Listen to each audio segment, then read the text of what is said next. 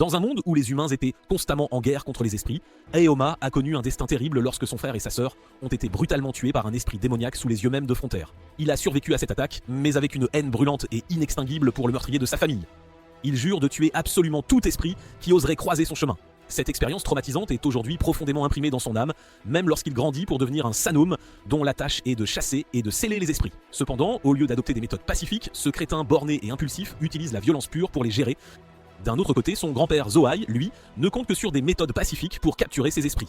Il lui explique que les esprits sont pour la plupart confus et solitaires, mais la rage intérieure de Yuma ne lui permet absolument pas de voir au-delà, alors qu'il tabasse violemment le grand esprit devant lui et le scelle. Finalement, dans un effort désespéré pour changer les vues biaisées de Yuma sur les esprits, Zoé prend la mesure drastique de l'envoyer vivre avec une jeune fille nommée Botan, issue d'une grande famille de chasseurs d'esprits, une humaine unique, avec tout un groupe de Tsukumogami vivants et la servant fidèlement. Avec un sentiment de rejet, Yuma fait ses valises et arrive à Kyoto, et en entrant dans la maison, il est immédiatement accueilli par la stupide et grosse Ori et le vieux schnock nommé Kushage, qui sont en charge de la demeure pendant que leur maîtresse est à l'université. Bientôt, Ori et Kushige sont rejoints par 6 autres Tsukumogami, tous très curieux d'en savoir plus sur leur nouvel invité. Cependant, Yoma échoue complètement au test d'ambiance et les accuse ouvertement d'utiliser Botan à leur propre avantage, sans scrupule.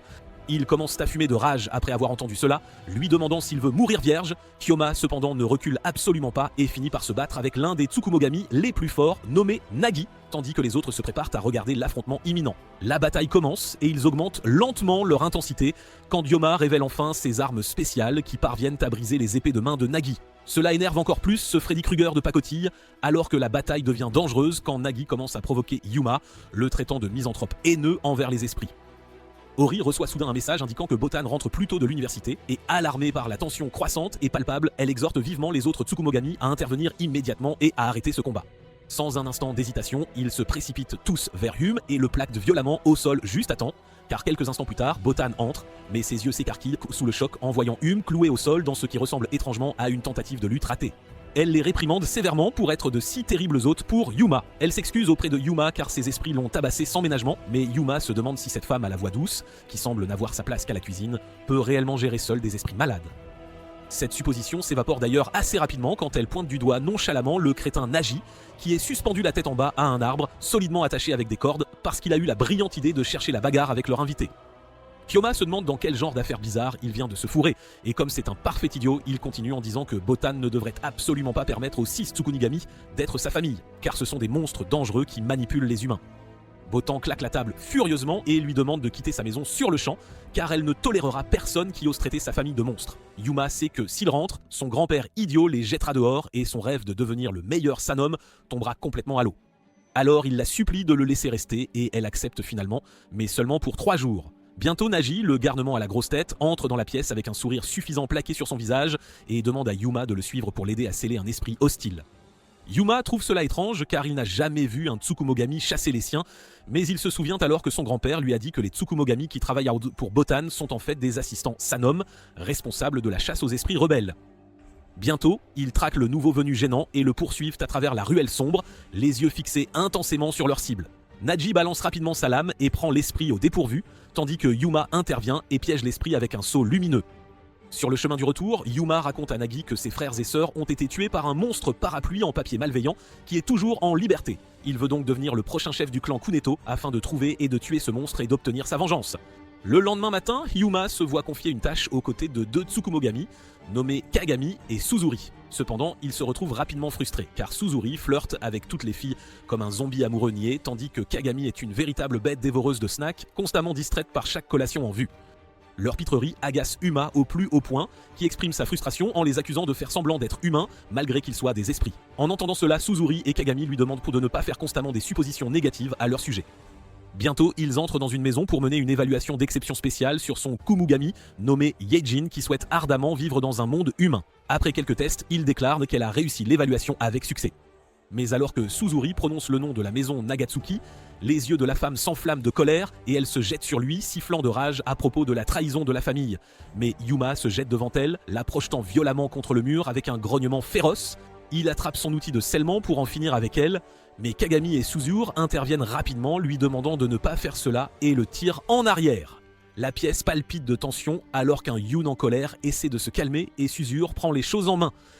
Il est bientôt décidé que Yejin est qualifiée pour rester dans ce monde, et bien qu'elle soit un peu paranoïaque, elle serait capable de surmonter ses peurs avec un peu d'aide. Pendant ce temps, Hyuma réfléchit à la situation et réalise que pour la toute première fois, il a réellement traité un Tsukumogami sans le traiter comme un punching ball. Plus tôt, Naji avait dit à Yuma que les esprits détestent la maison des Nagatsuki et les accusent de favoriser un humain au détriment des leurs et de prendre des ordres pour les chasser. Ainsi, il continue de les cibler sans cesse, encore et encore. Au fur et à mesure que le temps passe, les 5 Tsukumogami se sont déjà réchauffés à Yoma en l'emmenant en mission et en travaillant ensemble sur les tâches qui leur sont assignées, mais le 6e esprit, nommé Yu, est une noix particulièrement difficile à casser. Quoi qu'il arrive, elle garde Yuma à distance, comme s'il était une sorte de virus ambulant, ce qui rend presque impossible pour Yuma de la percer. Son ignorance et sa haine envers Yuma sont si intenses qu'elle évite de l'emmener en mission et les accomplit toujours sans son aide. Un jour, comme toujours, elle était sur le point de sceller quelques esprits avant que Yuma n'arrive sur les lieux. Et quand il arrive, elle déclare ouvertement sa haine pour lui, car elle ressent son extrême haine envers ses compagnons Tsukumogami. Puis elle défie Yuma en duel et s'il gagne, elle lui donnera son approbation pour rester chez les Nagatsuki aussi longtemps qu'il le souhaite. Immédiatement après avoir dit cela, elle s'en prend violemment à Yuma, mais il n'est pas d'humeur à se battre avec elle, alors il continue de courir pour s'échapper et elle continue de le suivre. Yu veut que Hyoma se défende et ne continue pas à fuir comme un lâche, alors elle continue de le provoquer à la frapper, comme il aime le faire avec d'autres esprits. Mais Hyoma ne veut pas tomber dans ses pièges et perdre le contrôle de lui-même, et répond qu'il a été envoyé ici pour changer son attitude envers les esprits et les monstres. Mais une Yu têtue soutient qu'elle ne voit Hyoma que comme un crétin sanguinaire, avec une personnalité arrogante, le rendant hostile à tout ce qui l'entoure. Yu est connue pour ses infâmes capacités d'épingle à cheveux qui enveloppent l'ennemi dans un cocon, et elle l'utilise sur Hyoma puis lui donne un coup de pied dans le torse, lui demandant s'il ne souhaite toujours pas se battre. Hyoma répond que son grand-père lui a demandé de les observer, et après l'avoir fait pendant quelques jours, il a réalisé qu'il y a quelque chose de très différent chez les Tsukumogami de la maison Nagatsuki, et qu'il serait immature et stupide de sa part de se battre avec eux tant qu'il n'aura pas compris ce qui les rend véritablement uniques. Après avoir entendu cela, quelque chose change en Yu et elle recule, commençant à être un peu plus abordable envers Aeoma. Elle demande s'il va maintenant abandonner et partir parce qu'il ne souhaite pas se battre avec elle, et il répond qu'ils ont encore beaucoup de temps pour accomplir leur travail, alors ils peuvent utiliser ce temps pour mieux se connaître. Soudain, quelques esprits hostiles, dirigés par leur chef de gang nommé Hanak, descendent dans la ruelle après avoir senti la présence de Yu et Hyoma. Ils sont tous impatients de se venger des Nagatsuki. Mais avant qu'ils ne puissent ne faire quoi que ce soit, Naji, Kagami, Suzuri rejoignent Yu pour s'occuper d'eux, et quand Naji demande où est Hyoma, Yu pointe nonchalamment vers une épingle à cheveux qu'elle lui a accidentellement lancée, et maintenant il est piégé à l'intérieur.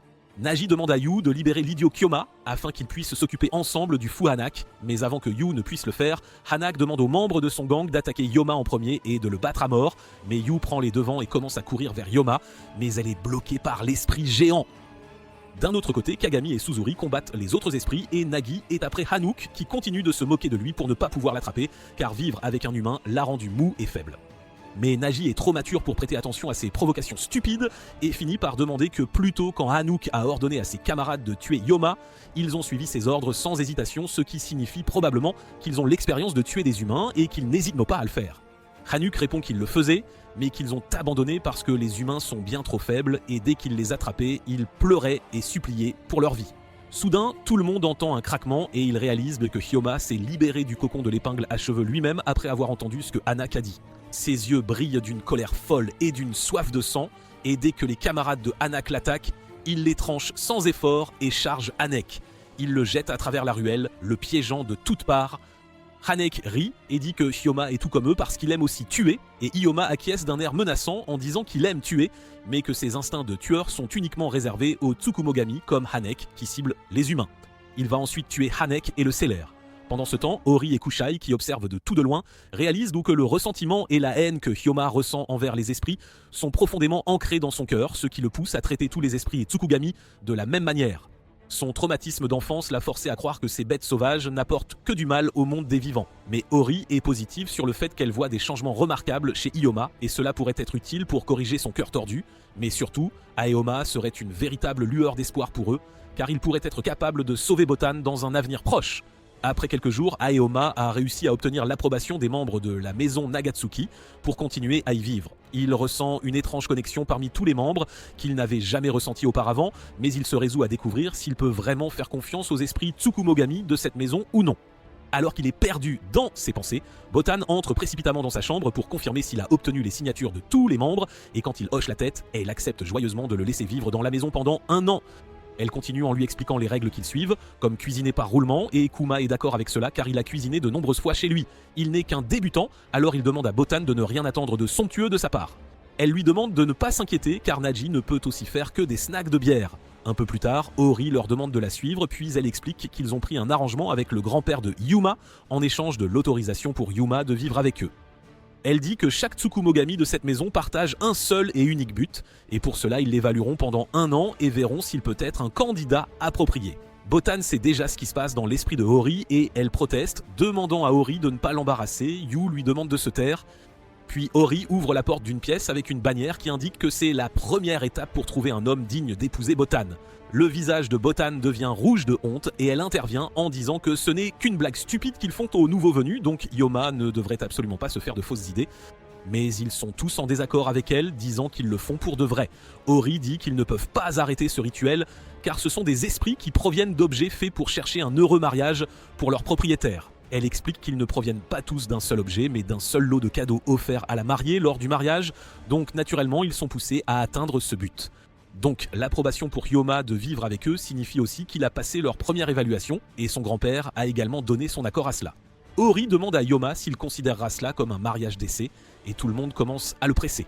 Yoma réfléchit un instant et répond calmement que même s'ils ont la permission de son grand-père, il a encore besoin de temps pour y réfléchir car une demande soudaine de rejoindre la maison n'est pas comme manger un morceau de gâteau. Mais en même temps, il ne peut pas manquer de respect à son grand-père en rejetant l'offre, alors sans rien dire, il va simplement voir Botan et lui demande la permission de sortir et promet de revenir plus tard. Après son départ, tout le monde est un peu surpris et effrayé car la réaction de Yoma était un peu tendue et calme, ce qui est très inhabituel pour lui.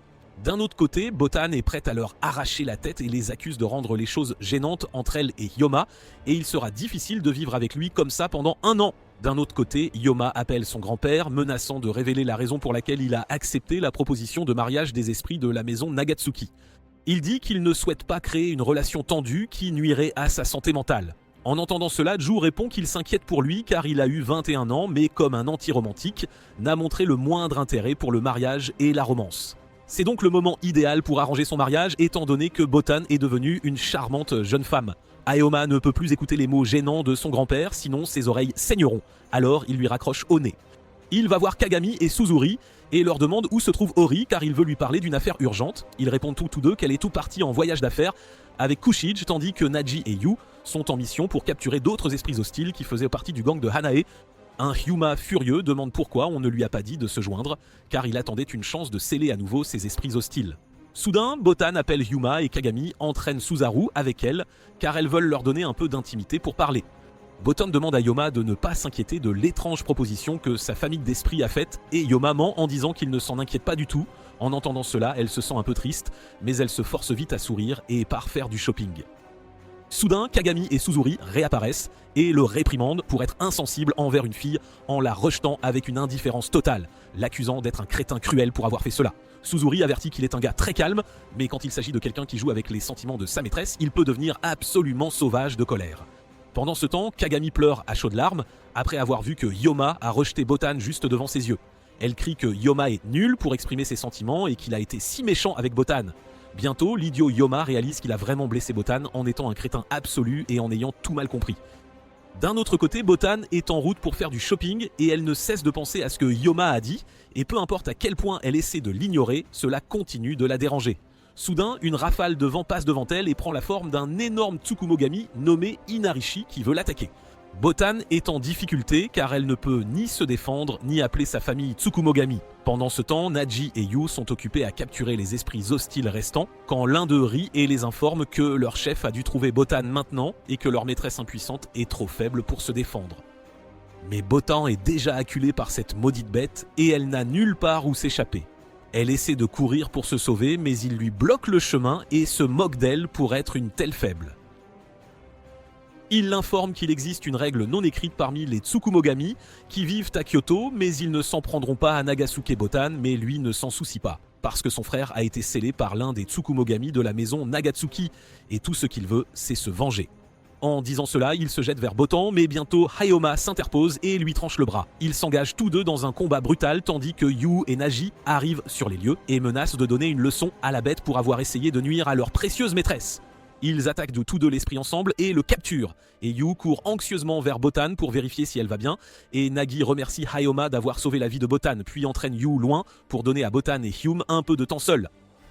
Dès qu'ils partent, Botan remercie Hayoma et il répond qu'il a simplement fait le devoir d'un Sanoma. Il lui dit que Kagami lui a demandé de la suivre et qu'il est vraiment désolé d'avoir été un crétin en blessant ses sentiments et en mal comprenant ses intentions. Il avoue qu'il ne voulait pas dire qu'il ne l'aimait pas. Après avoir dit cela, il commence à bégayer car c'est la première fois qu'il dit quelque chose comme ça, et cela lui semble un peu étrange. Le lendemain matin, Suzuri se réveille à une agitation bruyante et il semble que le manoir se soit transformé en un zoo plein d'animaux. Il jette un coup d'œil et voit Naji courir après Yoma qui est en route pour placer un talisman devant le manoir afin de protéger Botan de tout Tsukumogami qui rôde pour l'attaquer à nouveau. Nagi crie que le talisman est assez puissant pour donner des frissons aux humains aussi. Donc il ne devrait pas faire de choses stupides, et en plus de cela, Kushig a déjà mis une barrière autour du manoir avant de partir en voyage d'affaires. D'un autre côté, il s'avère que Kushi, Ori et le grand-père de Yoma sont invités par un puissant esprit nommé Kai. Dès qu'ils atteignent l'endroit, ils sont enveloppés par un mur, annonçant l'arrivée de l'esprit menaçant qui les piège de tous côtés, et ils sont attaqués par une épée, mais Jui la bloque et demande à Kai de montrer son visage et d'arrêter d'être un gamin. Bientôt le mur disparaît et Kai apparaît devant eux, perché sur un canapé, avec une jeune fille assise à côté de lui. Il est révélé que Kai est un très vieil esprit apparu pour la première fois à l'époque d'Edo, et il est l'un des 3 grands Tsukumogami de Kyoto, également surnommé l'Armure. Selon les documents des Sannom, il était au début une exception aux Sannom et ils ont essayé de l'éviter. Mais bientôt ils ont commencé à se sentir menacés par ses pouvoirs, alors ils l'ont scellé derrière une barrière créée par le Tsukumogami, gardien de sanctuaire appelé Etsuki, qui est assis juste à côté de lui. Bientôt, Kai rompt le silence, révélant qu'il a appris l'installation de Hyoma chez les Nagatsuki, ce qui l'intéresse beaucoup. Sugi demande à Itsuki d'ouvrir une bouteille de vin pour qu'ils puissent discuter tranquillement. Mais un Joe nerveux commence à s'excuser pour sa réservation d'hôtel déjà faite, et Kai, dont l'ego ne supporte pas le refus, le menace furieusement d'annuler toutes ses réservations et de passer quelques jours avec lui, quoi qu'il en coûte. Mais Hyoma sait que si Kai choisit quelqu'un pour passer du temps avec lui, cette personne pourrait être retenue captive pendant une période de temps prolongée. D'un ton dangereux, il leur demande de tout lui raconter dans les moindres détails, n'ayant vraiment pas d'autre option. Joe lui révèle qu'il a envoyé Hyoma chez les Nagatsuki pour réformer son attitude envers les esprits. C'est une nouvelle intéressante pour Kai, qui adore les potins et les histoires, mais il leur demande d'être prudents car selon la règle non écrite des Tsukumogamis, personne ne peut utiliser Botan. Cette jeune fille possède un potentiel qui pourrait être une bénédiction pour les humains ou les Tsukumogamis. Ainsi, personne n'est autorisé à prendre son parti, et la décision de Zhao d'envoyer Hyoma auprès de Botan pourrait être interprétée par d'autres Tsukumogamis comme une ruse pour la rallier à leur cause. D'autre part, Hyoma est en route pour retirer les talismans qu'il a placés dans le quartier, mais l'attaque précédente du Tsukumogami sur Botan le tracasse toujours. Il se demande pourquoi ce sont les Tsukumogamis qui en veulent aux Nagatsuki, pourquoi ils essaieraient de prendre Botan en otage, sachant qu'ils devraient en subir les conséquences, ou s'il y a quelque chose chez Botan elle-même qui nécessite une protection particulière, mais il écarte ses pensées et recommence à retirer les talismans. Soudain, ses yeux s'écarquillent de surprise en remarquant que l'un d'eux est brûlé en deux, ce qui signifie que le talisman s'est activé, mais que quelqu'un a réussi à le traverser. Bientôt, il aperçoit 2 esprits derrière lui, l'air très dangereux. Grâce à son expérience, il comprend qu'ils sont plus forts que les autres Tsukumogamis qu'il a affrontés. L'un d'eux dit qu'ils n'ont jamais vu ce genre de talisman ici, et en le voyant, ils ont deviné qu'il a été posé par un nouveau venu nommé Hyoma. Puis, d'un ton menaçant, il déclare vouloir lui parler. Hyoma essaie d'élaborer un plan le plus vite possible, car il comprend que les esprits rôdent autour d'Artuntunaekuwan, autour du manoir, depuis un certain temps. Le fait qu'ils sachent qu'il est venu chez les Nagatsuki signifie qu'ils en savent beaucoup sur Botan aussi, et qu'ils sont également les alliés des Tsukumogamis qui en veulent aux Tsukumogamis de la maison Nagatsuki. Alors il prend une profonde inspiration et déclare avec assurance qu'il vient du bureau du gouvernement et qu'il a été chargé de trouver qui a posé ces barrières de talisman. Et s'ils savent quoi que ce soit sur ce type, Hyoma, ils peuvent le lui faire savoir. Mais tous deux sont pris de court et répondent qu'ils ne savent pas grand-chose. Hyoma leur dit donc au revoir et s'éloigne. Mais soudain, l'esprit à la tête blanche le bloque et lui dit qu'il sait qu'il est Hyoma. Mais Hyoma a déjà collé un talisman sur son partenaire lorsqu'il tente d'attaquer la tête blanche. Mais celui-ci se révèle plus malin qu'il ne l'avait prévu. Bientôt, son partenaire, Uchiki, se relève aussi et tous deux frappent Hyoma qui se met à saigner de la tête. Ils l'emmènent tous deux dans une ruelle abandonnée et Uchiki le frappe sans relâche pour lui soutirer des informations. Mais Hyoma ricane et dit qu'ils perdent leur temps et leur énergie avec lui car il ne sait pas grand-chose non plus sur les Tsukumogamis de la maison Nagatsuki.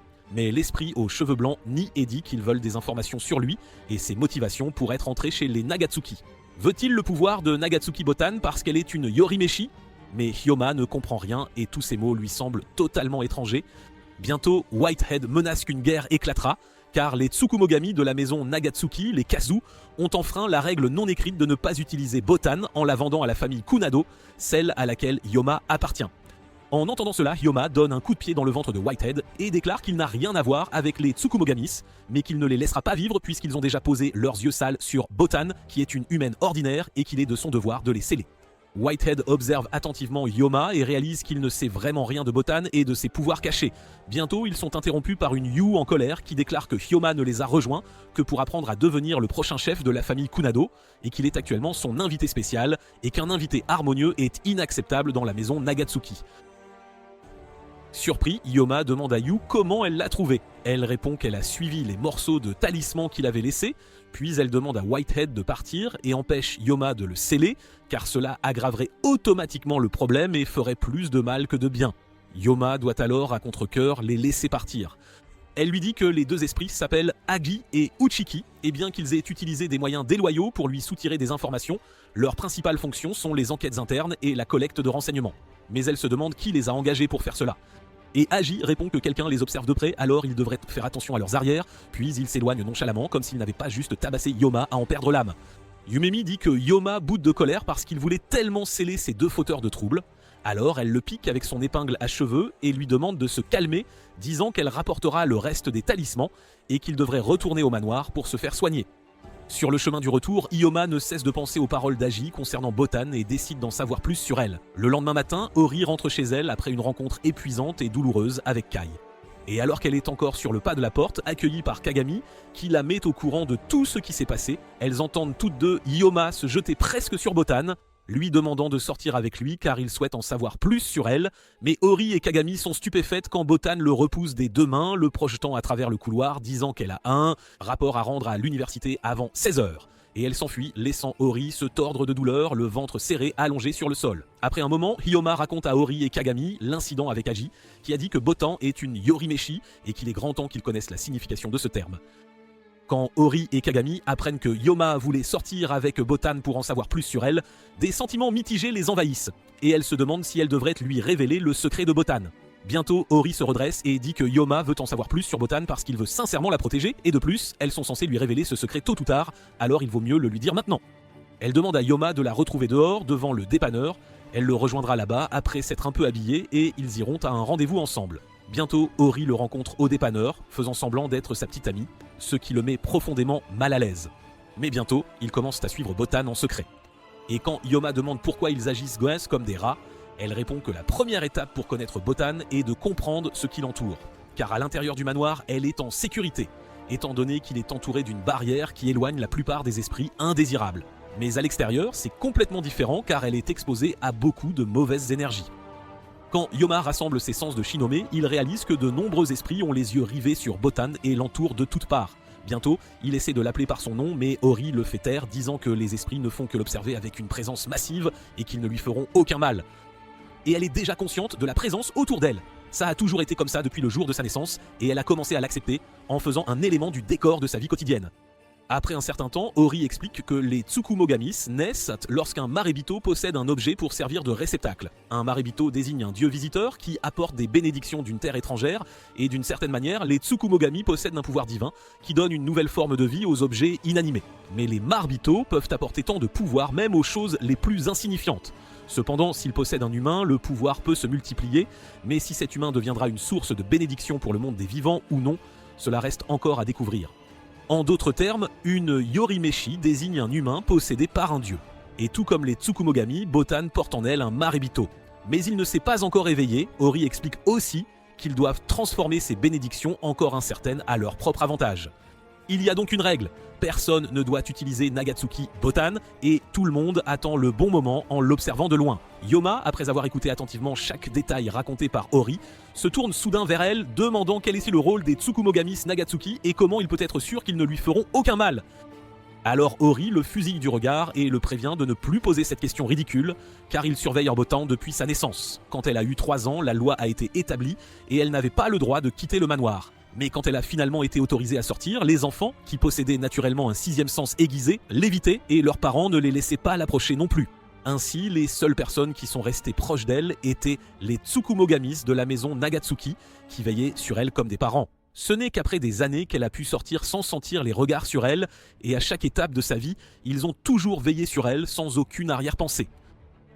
Ensuite, elle taquine Yoma en lui disant que s'il pense que Botan est un trop gros problème à gérer, il peut retourner chez les Kunado. Yoma réfléchit un instant et répond sérieusement que cette pensée ne lui a jamais traversé l'esprit, et même s'il rentrait, il serait exilé des Senome. Il promet de la protéger.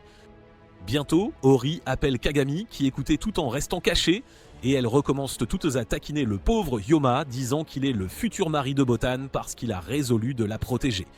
Soudain, Botan les interpelle, demandant pourquoi Ori est habillée comme pour un rendez-vous. Elles répondent toutes nerveusement qu'elles sont juste là pour se retrouver, et Ori l'entraîne vers un magasin de raviolis, laissant Ryoma et Kagami seuls.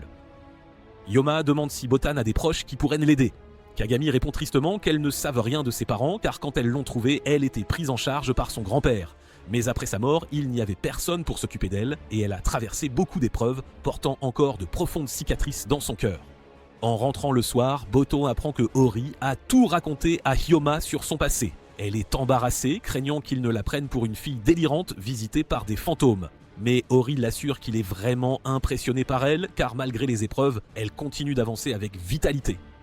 Botan est surprise, mais elle est heureuse que Hyoma ne la trouve pas étrange. C'est la première fois qu'elle reçoit ce genre de réaction. Bientôt, Kagami et Ori la serrent dans leurs bras, disant qu'elles sont heureuses pour elle. En les voyant, Hyoma a des flashs de son enfance avec ses frères et sœurs et il réalise qu'ils forment vraiment une belle famille. Bientôt, l'hiver s'installe, le temps devient froid. Botan tend une compresse chaude à Hyoma, dit au revoir à Kagami et se précipite à l'université. Kagami se met à pelleter la neige quand l'ennuyeuse Agi frappe de nouveau à leur porte. Alors Suzuri lui tient compagnie tandis que Kagami se retient désespérément de suivre ses mauvais instincts et de verser le thé chaud dans la gorge d'Agi. Après le départ de Kagami, Agi dit qu'il est venu ici pour accomplir une petite tâche et après cela, vous quitterez la maison immédiatement. Suzuri répond que Kagami est en colère parce qu'il a battu Hyoma l'autre jour, puis elle demande ce que ses supérieurs pensent du rapport qu'il a fait sur Hyoma. Agi répond que beaucoup d'entre eux ont encore des doutes sur le rapport, mais il ne donnera pas les détails à Suzuri tant qu'elle ne lui aura pas fourni des informations tout aussi importantes. Mais Suzuri le menace intelligemment de prendre ses nouvelles s'il souhaite que l'affaire reste discrète.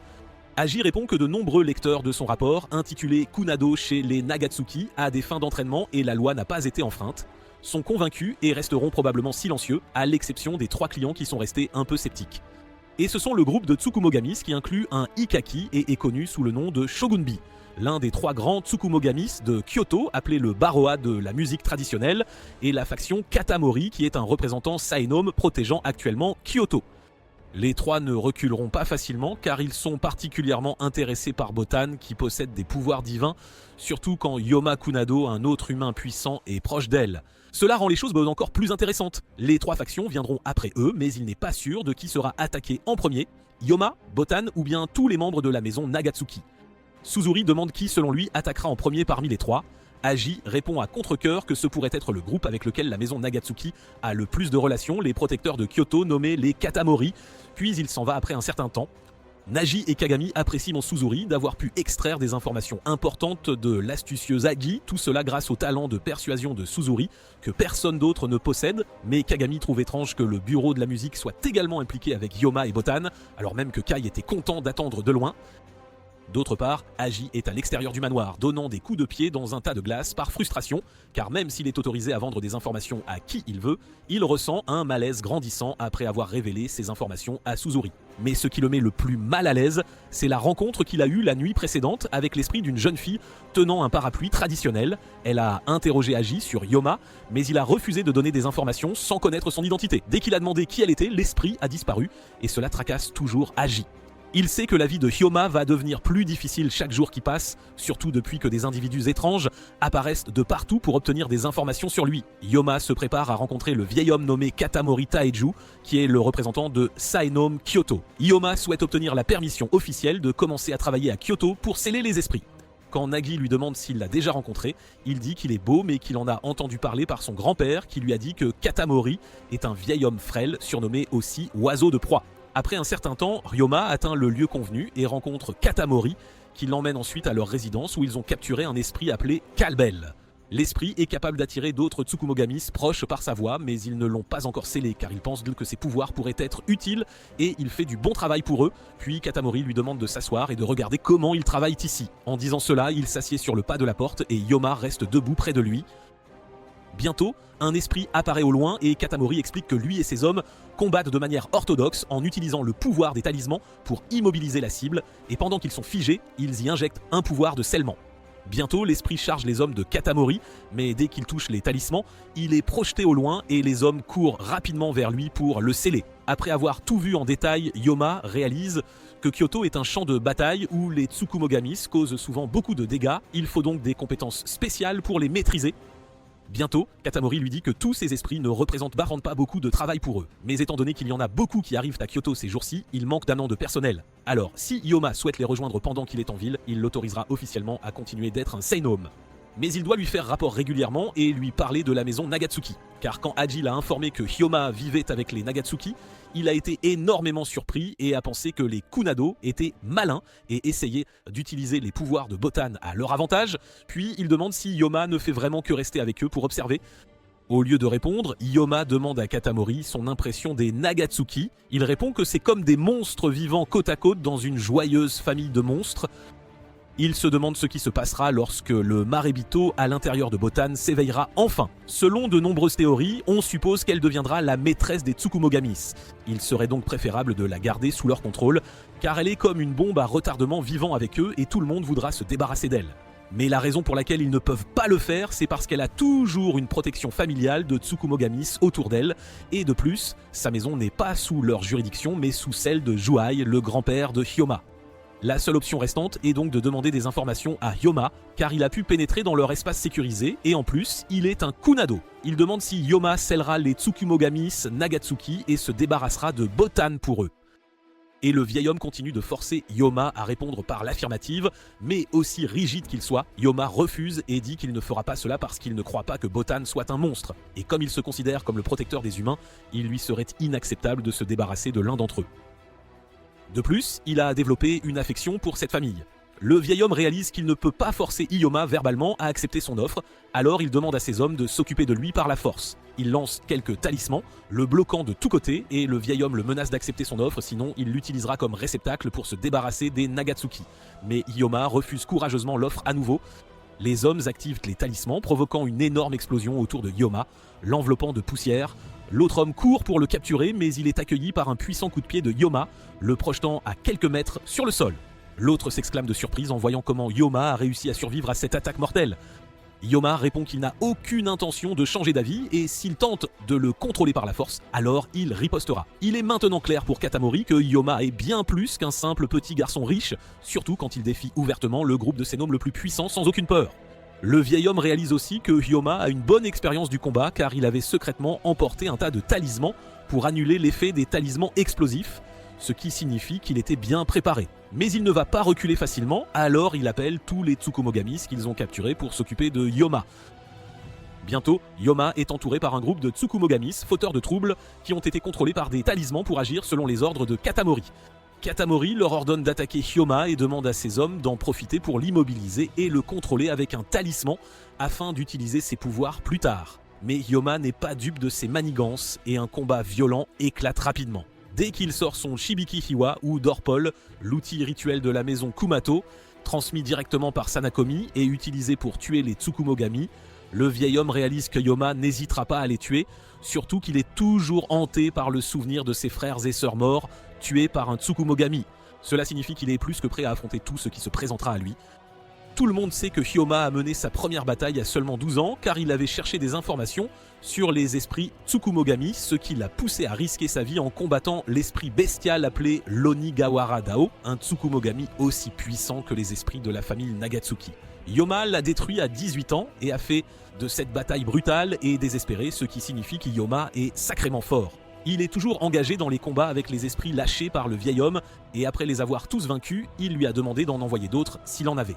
Lui et ses hommes constatent qu'après avoir combattu si longtemps avec des mouvements amples et désespérés, Hyoma se fatigue assez vite. L'un d'eux suggère d'utiliser le talisman de contrôle sur lui, mais le vieil homme leur demande de ne pas le faire et de jouer avec Hyoma un peu plus longtemps.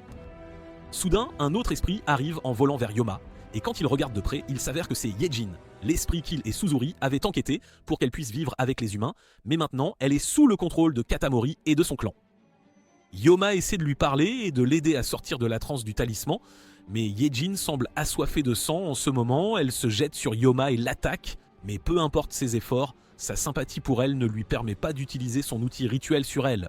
Alors il continue d'esquiver ses attaques autant qu'il le peut, mais il continue de se blesser. Le rusé Katamori comprend qu'Ayoma n'est plus aussi vif qu'avant, et c'est parce que le gamin a développé des sympathies pour les Tsukumogami après avoir séjourné chez les Nagatsuki. Même s'il est un combattant brutal avec une lame de haine pour ses esprits et n'avait aucune trace de pitié pour eux, mais maintenant quelque chose a changé en lui car dès qu'il voit un visage familier d'un esprit, il se retient de le tuer. Le vieil homme se moque mentalement de Zoai d'avoir supposé qu'envoyer Hyoma chez les Nagatsuki pour comprendre les Tsukumogamis l'aiderait à grandir, mais ce plan va bientôt se retourner contre lui car cela l'a rendu fragile. Il avertit Hyoma que s'il perd contre Yejin, il le prendra en garde à vue, et même s'il détruit Yejin, il le frappera quand même avec un talisman contrôlé après qu'il soit laissé dans la tourmente émotionnelle d'avoir tué quelqu'un pour qui il avait des sentiments tendres.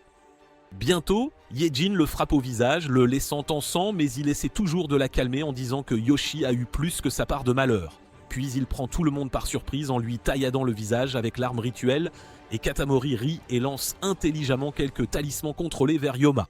Mais il les attrape et charge vers le vieil homme, mettant finalement l'arme rituelle près de son cou, menaçant de le tuer. Le vieil homme effrayé se demande comment Hyoma est encore si calme après avoir tué Yejin, mais il la regarde.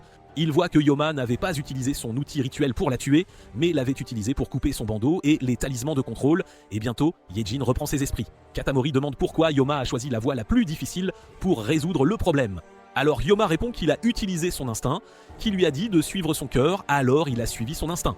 La fille de Katamori, Tsubaki, qui observait tout depuis longtemps, éclate de rire et elle commence à admirer Hyoma pour sa moralité et elle se souvient de ce que le frère aîné d'Hyoma lui avait dit lorsqu'il lui avait rendu visite il y a longtemps alors qu'elle était encore jeune. Il lui avait dit que son jeune frère, Hyoma, suit ce que son cœur lui dit et est très fidèle à ses instincts, juste à mi-chemin entre la folie et le courage, et maintenant elle peut voir qu'il a vraiment dit la vérité sur Hyoma. Alors elle intervient et demande à son père d'arrêter, sinon elle sera forcée de prendre le parti d'Hyoma et de se battre contre son propre père et d'activer sa hache talismanique avec le pouvoir de formation. Il semble que Katamori ait retrouvé sa verve et il rit en disant qu'il en a trop fait en forçant Hyoma à combattre tant d'esprits, mais il a réussi son évaluation avec brio.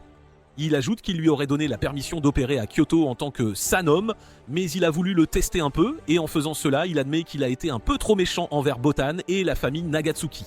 Mais maintenant, il est capable de voir la situation dans son ensemble, il admet que Hyoma est un grand combattant qui a de la force et de la détermination, et il sera certainement capable de gérer les esprits de la ville. Il permet à Hyoma de prendre la garde de Yejin, et à partir de maintenant, elle pourra travailler sous la juridiction de la famille Kunado. Et avant de partir, il dit à Hyoma qu'il est très intéressant et il espère le voir plus souvent. À Tsubaki, il lui tend un morceau de papier avec son numéro de téléphone en disant qu'il devrait bien parler et qu'elle a beaucoup à lui raconter sur son frère aîné, Ayato, et sa sœur Kusui. Bientôt, une Yejin effrayée interrompt ses pensées et demande ce qui se passe et ce qu'elle est censée faire. Et Hyoma dit qu'il expliquera tout en chemin et lui demande de le suivre. Bientôt, ils se tiennent tous les deux sur le pas de la porte de la maison Nagatsuki et ils peuvent entendre que tout le monde s'occupe de Kushage qui est malade parce qu'il a été forcé de passer beaucoup de temps avec l'esprit Kolankai qui l'a épuisé avec des boissons et des discussions sans fin.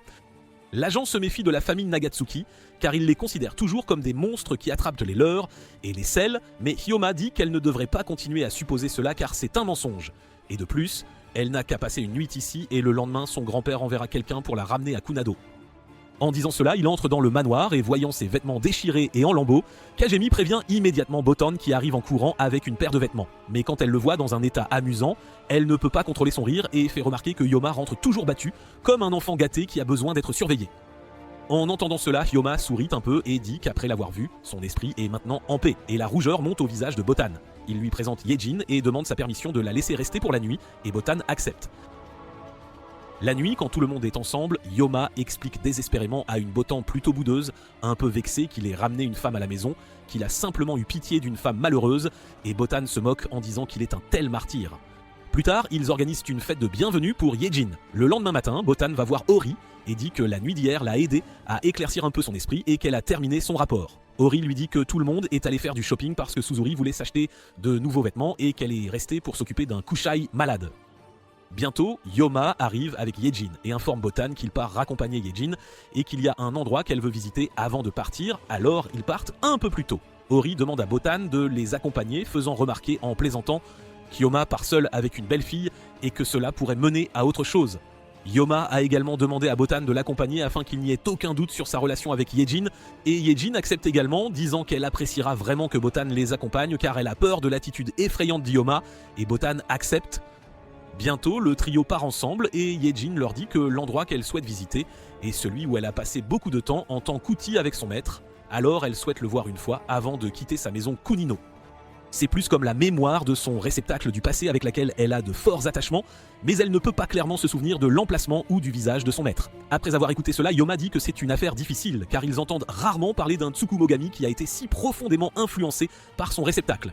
Botan demande à Yejin si la visite de cet endroit déclenchera des souvenirs en elle, mais elle répond que ce n'est pas vraiment possible car son temps en tant que roue de deuil était il y a des siècles, et il n'y a aucune chance que les traces de cette époque soient encore là.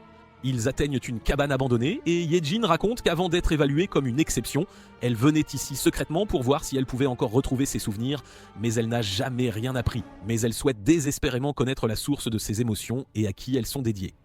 La cabane n'a plus rien pour retrouver la mémoire de Yejin, alors elle fait juste une prière silencieuse pour son maître disant que grâce à lui, elle aime vraiment la valeur de la vie et elle lui est reconnaissante. Yejin dit qu'elle a terminé son travail et qu'elle devrait maintenant partir car elle ne veut plus voler de temps au couple, laissant Botan et Yoma stupéfaits. Et ils déclinent tous les deux en hâte qu'ils ne sont pas fiancés, et Botan dit que l'histoire des fiançailles est une préoccupation dans l'idée de tout le monde et qu'ils n'ont rien à voir avec cela. Yoma ajoute rapidement que lui et Botan n'ont pas encore une telle relation. Ils atteignent la gare et Yoma demande à l'homme de Kunado de bien prendre soin de Yejin. Mais avant de partir, Yejin lui dit que Botan est une humaine extraordinaire et qu'étant elle-même une Tsukumogami, elle peut sentir une chaleur émanant de son âme et elle ressent une émotion profonde envers elle, tout comme elle l'a ressenti envers son maître. Finalement, elle demande à Yoma de prendre soin d'elle et il accepte en disant qu'il ne manquera jamais de le faire car il est un Sanom. Le soir, quand Botan et Yoma rentrent à la maison, elle le remercie de l'avoir laissé l'accompagner car cette rencontre avec Yejin a été très instructive pour elle car elle ne connaît que les Tsukumogami vivant chez elle mais en interagissant avec Yejin. Elle a compris que ces esprits sont très différents les uns des autres, avec des émotions et des histoires de vie diverses, et Yoma est d'accord avec elle, disant que cela a été une expérience significative pour lui aussi, car auparavant, il se contentait de sceller les esprits sans ressentir le besoin de les écouter. Après avoir entendu cela, Botan rassemble son courage et demande pourquoi il est si dur avec les Tsukumogami, et Yoma se demande pourquoi Ori n'en a pas parlé à Botan, malgré qu'il connaisse son passé par son grand-père. Alors il lui raconte que son frère et sa sœur ont été tués par un Tsukumogami quand il n'avait que 12 ans et ses frères et sœurs jumeaux avaient 18 ans et travaillaient déjà comme successeurs de Sanom pour la famille Kunado. Sa sœur s'appelait Kusu et elle était comme une mère pour lui et son frère était Hayato, un garçon très intelligent et il était son professeur de technique de combat. Leur tueur était un Tsukumogami qui errait dans la rue et qu'ils étaient allés sauver, et la vue de cet esprit maléfique riant alors qu'il poignardait ses frères et sœurs sur ses brochettes est quelque chose qu'il ne pourra jamais oublier, et cela donne naissance à sa haine envers les esprits Tsukumogami. Botan est triste d'avoir posé une question très émotionnelle si brusquement, mais Yoma ne s'en soucie pas de lui dire cela car il a toujours voulu lui dire la vérité. Il dit qu'avant de venir chez les Nagatsuki, son grand-père lui avait conseillé de regarder d'abord la nature des esprits, et maintenant il a compris qu'il existe de nombreux types de Tsukumogami, et comprendre leur vraie nature ne lui permettra que d'avancer vers son objectif. Il en est également venu à croire que les esprits de la famille Nagatsuki ne sont pas comme cet esprit parapluie en papier qui a tué ses frères et sœurs. Botan essaie de l'encourager en disant qu'il peut vraiment changer, surtout qu'il a déjà tellement changé après avoir vécu avec eux. Il est beaucoup plus doux avec sa famille et avec Yejin aussi, et elle est sûre qu'il peut surmonter sa peur et son traumatisme tout comme elle l'a fait. Même si elle peut encore sentir les yeux des Tsukumogamis la suivre partout, elle ne semble pas s'en soucier beaucoup. Bientôt, Yoma peut sentir 4 paires d'yeux sur eux, et comme prévu, Nagi, Yu, Sugari et Kagami les observent de très près, et comme d'habitude, Yu désapprouve, disant que Botan est trop jeune pour traîner seul avec l'homme. D'autre part, Botan demande à Yoma de l'appeler par son prénom, Botan, car toutes les personnes proches d'elle l'appellent ainsi. Le lendemain matin, Yoma et Yu doivent partir pour un travail. Et Botan lui demande de ne pas se blesser car elle en a marre qu'il rentre couvert de coupures et de contusions. Yoma répond nerveusement par oui, mais il n'est toujours pas très confiant pour l'appeler par son prénom, mais Botan le force à l'appeler Botan. Mais dès que Yu entend Yoma appeler Botan par son prénom, elle se met en colère noire, mais Botan l'assure que c'est bon, car il n'utilise pas de suffixe honorifique avec le nom de personne d'autre. Alors Yu cède à contre-cœur à son souhait, et puis ils partent tous les deux.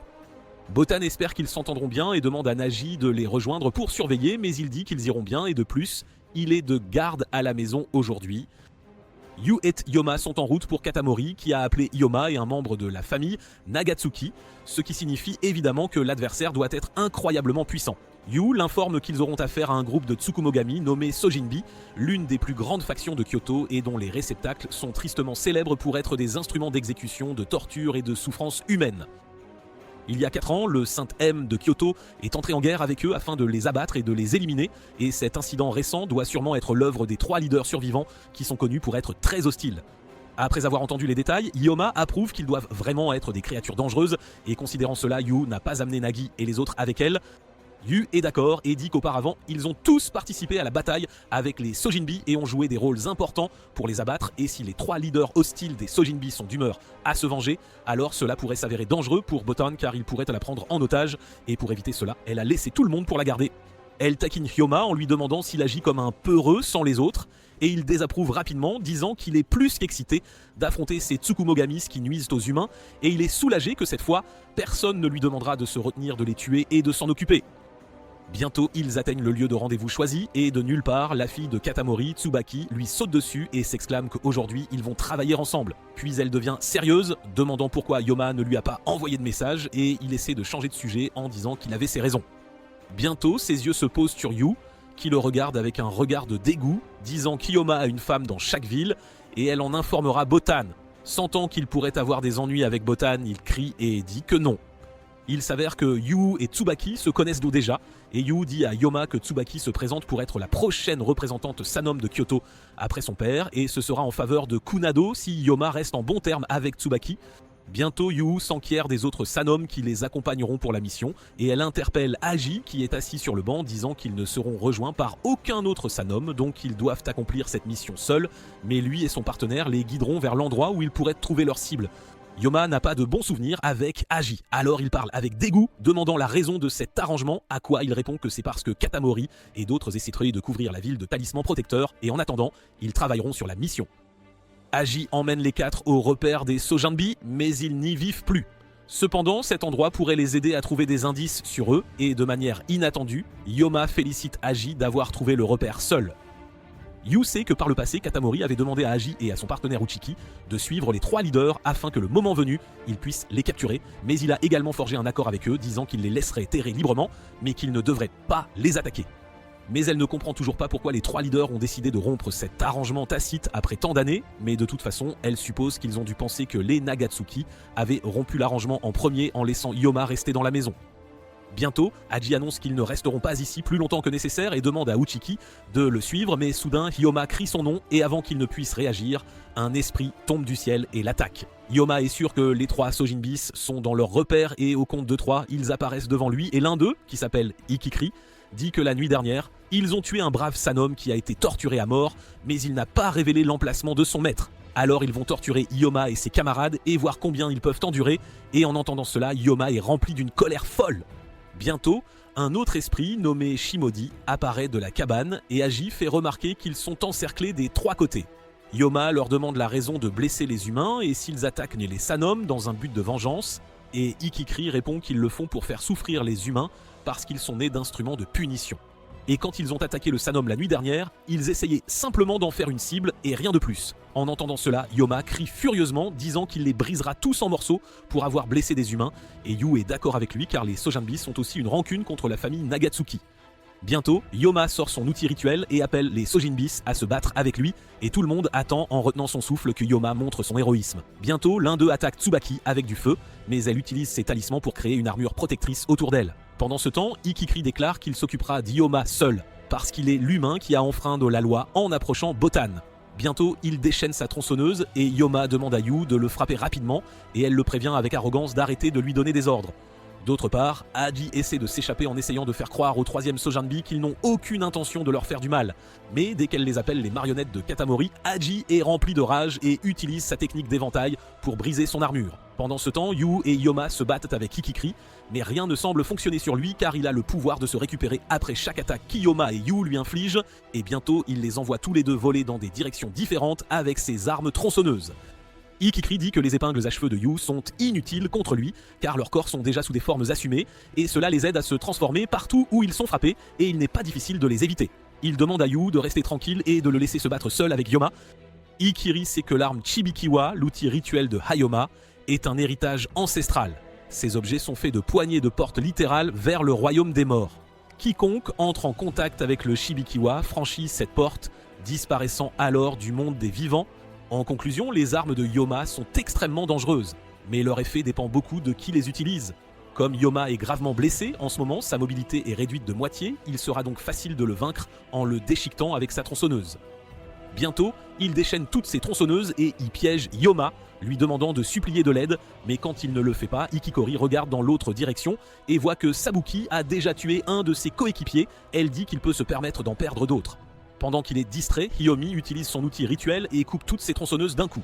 Bientôt, Alji réussit aussi à tuer un autre Sogenbei. Voyant que ses deux coéquipiers sont morts, Ikikori, rempli de rage, se transforme en un homme tronçonneuse sinistre et déclare qu'il fera tout pour atteindre son but. Mais soudain, Yu l'attaque, le faisant glisser sur le sol, et tout le monde réalise que Yu a fait un énorme paquet de tout le bâtiment dans son épingle à cheveux. Puis elle ordonne à Yoma de partir parce qu'il est blessé, et il accepte. Bientôt, elle lance l'épingle à cheveux sur Ikiri. Mais l'entêté Yoma ne part pas, il saute en l'air et coupe Ikiri en deux. Sunyu s'approche d'elle et lui crie dessus pour ne pas avoir suivi ses ordres, et ils recommencent tous les deux à se chamailler. Yu pense la jambe ensanglantée de Yoma. Yoma demande à Tsubaki si elle aussi est à la recherche de l'esprit du parapluie en papier, et elle acquiesce. Et quand il lui demande si sa quête est aussi de venger ses frères et sœurs, elle répond que le frère et la sœur aînée de Yoma se sont occupés d'elle quand elle était très jeune. Elle est allée chez eux pour apprendre à se battre, et les voir utiliser leurs compétences exceptionnelles avec fluidité était pour elle une véritable poésie en mouvement. Ils étaient tous deux des prodiges du combat à 10 vaisseaux, et le père de Tsubaki lui a demandé de les observer attentivement et d'apprendre en même temps. Tsubaki n'avait jamais rencontré quelqu'un qui faisait chanter son cœur comme eux, alors elle est à la recherche de l'esprit du parapluie en papier pour venger le fait qu'il lui ait volé ces deux personnes de sa vie. C'est le premier Tsukumo Gaimen qu'elle est déterminée à vaincre de ses propres mains, et si Yoma ressent la même chose, alors ils peuvent travailler ensemble pour le vaincre. Elle propose d'utiliser les informations de qualité inégalée du Kyoto Sanom, et enfin, elle demande à Yoma de la rejoindre elle plutôt que la maison Nagatsuki. Yu est cependant un peu préoccupé par cette invitation alléchante car Tsubaki est une enfant prodige qui a appris l'art du combat à 10 vaisseaux à seulement 8 ans. À cet âge, elle surpassait même les seinoms les plus expérimentés. De plus, sa motivation pour chasser le parapluie en papier et ses sentiments envers ses frères et sœurs sont complètement différents de ceux de Yoma. C'est juste pour se divertir et elle a hérité de la philosophie Katamori d'utiliser tout ce qu'ils peuvent pour atteindre leur objectif. Après un certain temps, Yoma prend la parole et Yu suppose qu'il acceptera sûrement l'offre alléchante. Mais Yoma dit qu'il veut poursuivre le monstre parapluie en papier de tout son cœur et se venger, mais pour l'instant, il a d'autres engagements et il ne peut pas s'en dérober, donc il ne peut pas accepter l'offre. En rentrant chez eux, Yu demande à Yoma pourquoi il n'a pas accepté l'offre. Il répond qu'il détruira lui-même le parapluie en papier car c'est ce qu'il a juré quand ses frères et sœurs ont sacrifié leur vie en le sauvant. Mais il a aussi juré de devenir fort et capable afin de pouvoir arrêter la prochaine tragédie causée par un Tsutsukumogami. Pour cela, il doit terminer sa formation au sein de la maison Nagatsuki et il ne peut pas non plus laisser Botan seul. Dès qu'ils entrent dans le manoir, Botan le réprimande pour être revenu blessé à nouveau. Un peu plus tard, Ori appelle tout le monde à son bureau et déclare qu'à l'occasion de la 3e année universitaire de Botan et du 3e mois de Hyoma dans la maison Nagatsuki, ils organiseront une soirée fondue ce soir. Pour cela, elle attribuera à chacun des rôles pour les courses. Ori doit acheter la viande elle-même, Yu achètera les œufs et les accompagnements de Nagi, et chargé de l'alcool, Kushige doit rester au manoir pour superviser. Enfin, Botan et Hyoma trouveront la grande marmite auto-chauffante qui se trouve quelque part dans la maison. Puis elle appelle Botan et lui demande de profiter au maximum de son temps seul avec Hyoma et lui tend un morceau de papier pour suivre les étapes, car elle est une romantique naïve et désespérée. Bientôt, ils sortent du bureau de Ori cherchant la marmite et Hyoma déclare qu'il va la chercher dans l'entrepôt. Pendant ce temps, Ori a acheté du bœuf et est sorti prendre le thé. Yu grommelle de laisser Botan et Hyoma seuls, et comme ça tout le monde s'acquitte de ses tâches sans problème. Mais pour Nagi, c'est un travail difficile d'obtenir de l'alcool d'une dame arrogante qui le défie de se battre avec elle pour l'obtenir. Mais ils ne doivent pas utiliser d'épée, mais boire un récipient entier d'alcool, et Nagi accepte l'offre sans tarder. D'autre part, Hyoma et Botan sont occupés à chercher la marmite dans l'entrepôt. Mais Botan ne cesse de penser à l'offre de mariage arrangée et par erreur, elle laisse tomber la liste d'étapes que Ori lui a écrite pour qu'elle se rapproche de Hyoma. Il la ramasse et commence à la lire. Botan est troublé et répond que c'est juste une liste stupide que Ori lui a donnée pour faire avancer les choses avec Hyoma et que c'était un peu forcé. Et Hyoma, étant à nouveau un idiot ignorant, essaie de réconforter Botan en disant qu'il ne s'en inquiète pas. Mais Botan voit qu'il rougit et soudain il commence à utiliser un vieil accent japonais. Botan se souvient alors que Suzuri lui avait dit que lorsque Hyoma est troublé, il glisse parfois dans un langage ancien. Botan sourit en elle-même. Elle court vers Hyoma pour regarder son visage de plus près, mais il continue de la repousser et il se cache d'elle. Et soudain, elle tombe sur lui et ils rougissent tous les deux énormément. Une Yu en colère, qui a tout vu, ligote Hyoma avec son épingle à cheveux et demande à Botan si elle a trouvé la marmite. Elle répond que non, et il s'avère que la marmite avait été prêtée à un voisin pour le festival et que Ori avait oublié de la récupérer. Bientôt, tout le monde rentre à la maison avec tous les ingrédients et se prépare à cuisiner. Après un certain temps, tout le monde s'assied pour profiter de la nourriture et des boissons. Ils passent un bon moment quand Hyoma réalise que Botan est trop ivre, alors il la sort pour lui donner de l'eau et la dégriser. Après s'être un peu dégrisée, elle s'excuse auprès de Hyoma de ne pas s'être si bien comportée avant. Mais il la rassure en disant que ce n'est qu'une stupide blague que Ori leur a faite. En la voyant, il se souvient de sa propre sœur qui l'intégrait et le conseillait sur l'amour. Puis il confesse qu'il n'a jamais vu de famille plus parfaite que les Nagatsuki Tsukumogimus, et il est heureux que Botan soit entouré d'une si belle famille. Le lendemain, Botan emmène Hyoma faire du shopping pour lui acheter de nouveaux vêtements à porter quand il commencera à travailler avec le Kyoto Sanom. Il s'avère que les Sanom n'autorisent Gozitas que des uniformes spéciaux avec des étiquettes coûteuses. Ils peuvent aussi envoyer un catalogue à Hyoma pour qu'il suive le code vestimentaire. Hyoma est déconcerté après avoir vu tant d'options, car pour lui, le tissu et les tailles sont les seuls choix.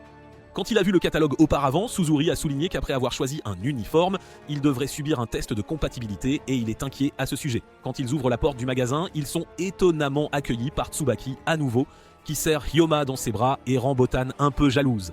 Mais il la repousse vite pour éviter tout malentendu. Tsubaki se présente à Botan et les emmène au deuxième étage où ils peuvent choisir le meilleur tissu pour l'uniforme de Hyoma. Quand un Hyoma inquiet l'interroge sur le test de compatibilité, elle le rassure en disant que ce n'est pas très difficile, mais que cela dépend aussi de qui le passe.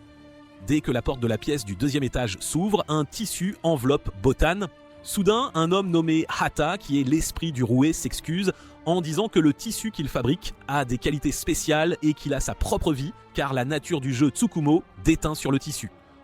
Il les emmène à l'intérieur du magasin et commence à expliquer que le tissu lui-même n'est pas un Tsukumogami, mais qu'il copie juste un peu les propriétés transformatrices du Tsukumogami. Hata se vante que le tissu peut ajuster son endurance et sa flexibilité selon la volonté du porteur. Cela signifie que c'est un tissu vivant et Hyoma devra construire une relation avec lui, sinon il sera peu coopératif et ne suivra pas ses ordres en plein combat, ce qui pourrait être problématique. Botan regarde Hyoma et il semble hypnotisé, répétant encore et encore qu'il ne peut pas avoir de Tsukumo enroulé sur tout son corps. Puis il se calme d'une manière étrange, il se gifle des deux mains pour reprendre ses esprits et dit calmement que cela fait partie de son entraînement et que ce tissu réduira ses chances de se blesser et que cela permettra à Botan de rester tranquille et de ne pas s'inquiéter pour lui tout le temps. Il est prêt à établir une relation avec le tissu qu'il va porter et Hata dit que ce sera un peu difficile pour Hyoma. Botan demande pourquoi le tissu s'est accroché à elle si facilement auparavant. Hata sourit et dit qu'elle est une exception et Tsubaki est d'accord, disant que Botan est capable de construire des relations très durables, mais Hyoma devra forger une relation maître-serviteur avec le tissu, et Botan est un peu incertaine car elle n'aime pas l'idée de maître-serviteur et se demande si Hyoma trouvera une méthode différente qui lui conviendra. Hyoma s'échauffe, fait craquer quelques articulations et appelle le tissu à se battre avec lui, mais le tissu ne comprend pas les mots parlés, cependant il peut sentir les émotions. Alors il se transforme en un énorme poing et frappe Hyoma, mais il essaie de le retenir autant que possible, puis utilise son poing pour frapper et l'envoie voler à travers la pièce, puis il s'exclame dramatiquement qu'il confiera sa vie au tissu et qu'il lui donnera une chance d'être son armure et de devenir une source de fierté et de bonheur pour lui, et en retour, il jure de bien le porter et de l'user jusqu'à la fin et de lui permettre d'accomplir le but pour lequel il est né. Il demande au tissu de la coordination afin de créer une relation de véritable camarade. Bientôt, Hata les informe que le tissu semble très satisfait de Hyoma en ce moment, il sera donc un bon camarade pour Hyoma. Un peu plus tard, Hyoma sort du magasin avec un nouvel uniforme et Botan demande pourquoi il est toujours le même que ses anciens vêtements. Il répond qu'il a été transformé de manière unique pour correspondre aux couleurs et à la forme de sa tenue. Botan demande si Hyoma est satisfait de ce qu'il a fait aujourd'hui. Il répond qu'il est vraiment surpris de la façon dont il a parlé à son tissu Tsukumogami sans grande difficulté et qu'il a trouvé un accord avec lui. Franchement, il n'avait jamais pensé qu'il serait capable de faire cela dans sa vie et peut-être qu'il est en train de devenir le Sanom dont son grand-père parlait. Botan est d'accord avec lui et dit avec enthousiasme qu'il va dans la bonne direction. Puis Hyoma regarde Botan et il sent qu'elle semble un peu fatiguée et lui demande si elle ne se sent pas bien. Elle répond qu'elle était avec Tsubaki pendant un certain temps, pendant qu'il faisait faire ses vêtements. Tsubaki a remarqué son épingle à cheveux avec une grande ours dessus, disant que cela lui allait très bien et que c'était mignon. Et puis elle lui lâche brusquement qu'elle avait déjà fait une avance à Yoma parce qu'il est très mignon, mais il l'a rejeté. Mais elle ne compte pas abandonner sitôt et continuera à suivre Yoma. Plus tard, Tsubaki informe son père que Ioma a pu bien porter le tissu et elle a aussi eu la chance de rencontrer l'infâme Botan. Ioma et Botan ont une bonne relation et elle s'ouvre très bien à lui. En entendant cela, Katamori pense que c'est un peu étrange, car quand il a rencontré Botan pour la première fois, c'était une enfant solitaire, incapable de s'ouvrir à qui que ce soit. Le lendemain, Ioma aide Botan à l'université à installer le tableau pour son association étudiante appelée Hacking and Issue Society, quelque chose qu'elle avait appris jeune avec Ori. Et maintenant, elle doit distribuer les flyers pour que les nouvelles recrues puissent aussi rejoindre le club. Bientôt, ses amis la rejoignent et remercient Yoma, puis le taquinent en disant qu'ils supposent qu'il est un voyou avec des connexions dans le monde souterrain.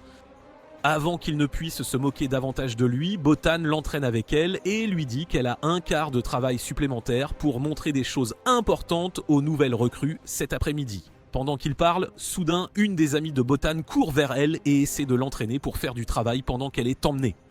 Pendant ce temps, Suzuri flirte avec les filles de l'université et Nagi lui demande de se concentrer sur son travail. Nagi l'informe qu'il a un poste d'entraînement au club d'escrime du collège de Botan et Suzuri dit qu'ils devraient rentrer chez eux car ils ne peuvent pas risquer de trop se faire remarquer. Soudain, il remarque la camarade de Kei au sommet du bâtiment de l'université qui dirige ses pouvoirs vers Yoma et l'emmène au Grand Kai. Yoma regarde autour de lui et remarque que les gens autour de lui ont disparu, ce qui signifie qu'il est piégé dans une barrière. Il n'a aucune idée de qui est Kai, mais il ne peut pas laisser un Tsukumogami qui cible les humains. Alors il se prépare à se battre et Kai lance quelques épées vers Yoma, mais il les bloque. Yoma remarque que Kai a une armure japonaise, des épées et des armes de guerrier, et réalise qu'il est une exception car les Tsukumogun doivent prendre le contrôle total de leur vaisseau. Cependant, Kai a pris le contrôle d'un ensemble complet d'objets et il réalise donc qu'il est un monstre, le plus grand des trois appelé Kai une armure. Kei continue de battre Yoma et le manipule en disant qu'avec cette énergie et cette force, il ne peut en aucun cas vaincre le monstre parapluie en papier. Yoma est furieux quand il entend le nom de son ennemi ultime et demande dangereusement à Kai s'il connaît ce monstre menaçant et où il se trouve en ce moment, mais Kai continue d'esquiver sa question. En colère et désespéré, Yoma saute sur Kai et lui donne quelques coups de poing, mais Kai est trop fort pour être géré seul.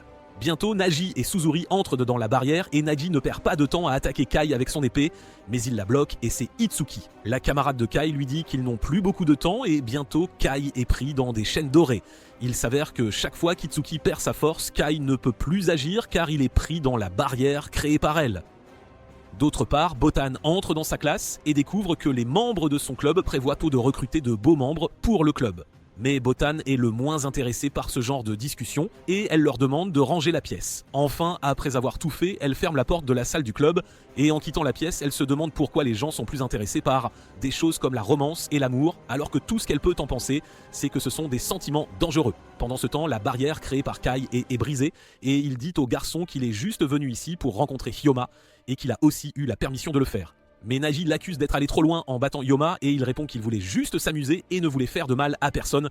Outre Nagi et Suzuri, deux ont attaqué Itsuki pour l'atteindre même maintenant, mais Nagi a dit qu'il ne l'avait pas vraiment attaqué parce qu'elle est trop faible pour être combattue. Pendant qu'ils sont tous occupés, Yoma veut juste en savoir plus sur le monstre parapluie en papier et interroge Kai à ce sujet, mais il dit qu'il est trop faible pour en savoir plus sur ce formidable monstre. Il dit qu'il y a eu un temps où il a eu la chance de rencontrer ses frères Toa, Noir et Sœur, et Yoma est toujours plus faible qu'eux. Et s'ils ont été tués par le parapluie en papier à ce moment-là, Yoma n'a aucune chance contre lui. Il demande ensuite pourquoi Yoma n'utilise pas sa propre arme et il ne fait qu'utiliser l'outil rituel que ses frères et sœurs lui ont donné et semble obsédé par eux. Mais Kai accuse Nagi et les Nagatsuki d'être bien pires que lui car ils ont délibérément essayé de rapprocher Botan et Yoma et cela, selon lui, est un véritable acte de cruauté. Aucun d'eux ne sait que Botan les écoute secrètement derrière le bâtiment. Kei continue en disant que tant que Yoma restera proche de Botan, il continuera à essayer de la protéger et considérera cela comme son devoir. Mais ce qui est drôle, c'est que la raison pour laquelle le monstre de papier qui a tué ses frères et sœurs a été activé était à cause de Botan. Et bien sûr, elle n'a de toute façon besoin de personne pour la protéger car elle est incapable de faire suffisamment confiance à qui que ce soit pour le permettre. Nagi crie sur Kai et lui demande d'arrêter d'insulter leur maîtresse avec ses propos et rumeurs sans fondement, sinon ils n'hésiteront pas à l'écraser. Bientôt, Kai reçoit à nouveau un choc électrique, signalant qu'il a fait assez de bêtises et qu'il doit retourner dans sa prison. Avant de partir, Itsuki s'excuse auprès de tout le monde au nom de Kei, et bientôt ils disparaissent tous les deux. Yoma demande à Nagi et Suzuri de lui permettre d'aller quelque part pour se rafraîchir l'esprit et comprendre les choses. Suzuri répond qu'il peut, mais qu'il doit s'assurer de ne pas trop réfléchir et de revenir dès que possible. Quand Yoma s'éloigne, Nagi dit qu'il a peut-être vraiment pris les paroles de Kai au sérieux. Suzuri est d'accord, disant qu'ils ne peuvent pas lui demander de ne pas se débarrasser de ses sentiments envers ses frères et sœurs, cela sera toujours là. Il est donc préférable de le laisser tranquille un certain temps. De plus, ce que Kai a dit circule sous forme de rumeurs selon lesquelles Botan serait derrière l'incident du parapluie en papier, mais pour l'instant, ce ne sont qu'une douzaine de théories qui prennent de l'ampleur ici et là, mais ils ne peuvent pas les ignorer. D'autre part, Botan a entendu tout ce que Kai a dit. Cela fait 4 jours que Hyoma est revenu au manoir Nagatsuki et tout le monde est furieux contre Kai pour avoir semé la discorde et rendu les choses gênantes. Yu assure à Kagami que Hyoma a promis de rentrer chez lui et qu'il le fera finalement, mais elle est préoccupée par Botan qui est très déprimée ces jours-ci.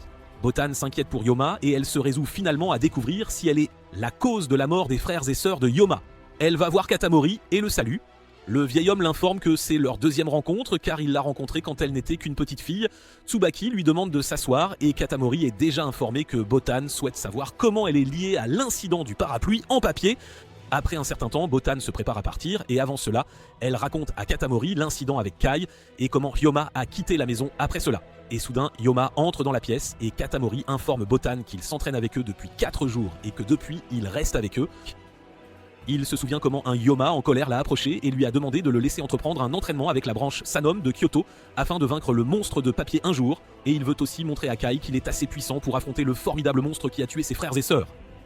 Katamori demande à Hyoma de retourner à la maison Nagatsuki et de prendre un congé pour demain, car le combat à 10 vaisseaux qu'il vient de terminer est le dernier et ultime entraînement de leur maison, et ils ne peuvent pas lui fournir d'entraînement amélioré.